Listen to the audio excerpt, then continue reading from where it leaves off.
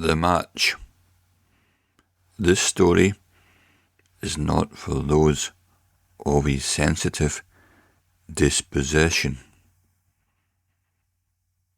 The year was 1971. The place was Hampden Park, Glasgow. The crowd was over 100,000. That is to say, double the maximum capacity allowed today. And it was midwinter, damp and bitterly cold.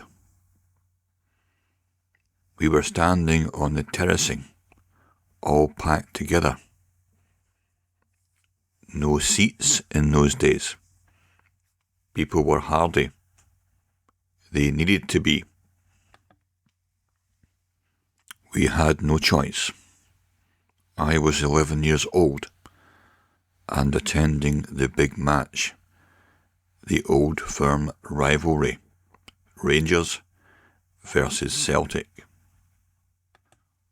No team could afford to lose.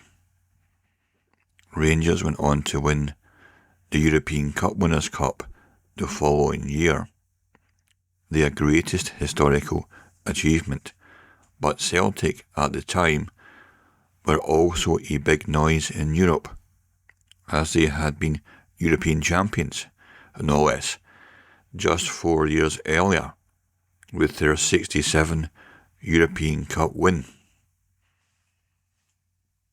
The match kicked off at 3 p.m, allowing the fans a few hours in the pub beforehand. Remarkably, alcohol was allowed into the ground too. It's also worth remembering that there was only 3 TV channels in those days and not a lot else to do.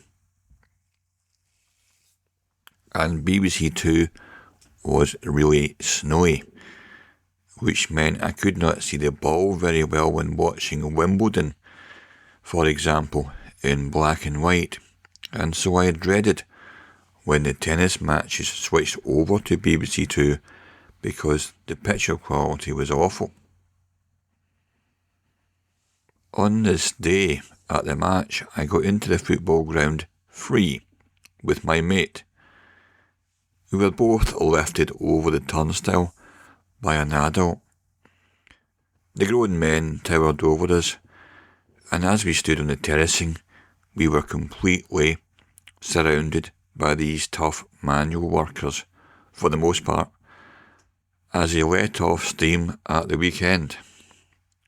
Throw in sectarianism and mix it with liberal quantities of alcohol, and we were experiencing a lethal situation, sometimes literally so. Inside of me was a constant fear of a goal being scored. If we scored, then everyone around jumped up, causing a wave in the crowd, which would lift me in the air and put me down somewhere else, resulting in my complete disorientation. And having been thrown around in the surge, I would then be surrounded by a new set of faces. On the other hand, if they scored, I would instantaneously see the facing half of the crowd in the distance turn blue, as all their scarves were brandished high in the air. But all around me, at the Celtic end, I would be overwhelmed by a feeling of intense depression, of a depth which reached the core of your being. And then a wall of sound hit you, the roar of celebration of the goal coming from the Rangers end, and it was truly deafening. The thunderous sound came like a blow, a couple of seconds after the vision of the sea of blue scarves, and it crushed your very soul. Next came the backlash of aggression from the Celtic supporters, the unspeakable language of intense anger projected at the Rangers fans. I lived in terror of a goal. There were grown men peeing on the ground around me, and there were constant projectiles being thrown, bottles, cans, coins, sometimes even darts. The raw brutality of hate was violently expressed as individuals shouted abuse at the opposition until their voices broke and they became hoarse. The push of the crowd was suffocating. I was often pressed against protection barriers which could get twisted unrecognisably by the sheer force of weight. This was not for the faint-hearted. Getting out of Hampden was the worst thing. You were essentially caught up in a stampede as we all walked down the steep bank.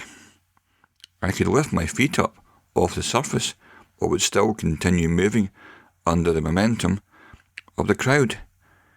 It did not bear thinking about what would happen if someone tripped and fell over. They would stand no chance.